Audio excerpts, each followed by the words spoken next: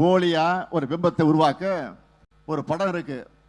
படத்துடைய பேர் தெரியும் உங்களுக்கு, சுந்தரன் டிராவல்ஸ்னு. அந்த மாதிரி பஸ்ஸை எடுத்துக்கிட்டே கிளம்பிட்டார். இப்போ அந்த பஸ்ஸில் இருந்து புகை வர்ற மாதிரி இப்போ ஒரு வாயிலிருந்து பொய்யும் அவதூறுமா வந்துகிட்டு இருக்கு. மக்கள் உங்களை நம்ப தயாரா இல்லை. விரக்தியில் என்ன பேசுறதுன்னு தெரியாம தமிழ்நாட்டு மக்களான உங்க மேலேயே குற்றச்சாட்டு வைக்கிறார், உங்களை கொச்சைப்படுத்துகிறார். என்னன்னா 1000 ரூபாய்க்கு ஏமாந்துட்டீங்களே, 1000 ரூபாய்க்கு நீங்க ஏமாந்து போயிட்டீங்களே அப்படின்னு ஒவ்வொரு பிரச்சார கூட்டத்தையும் தாய்மார்களை பார்த்து பேசுறாரு.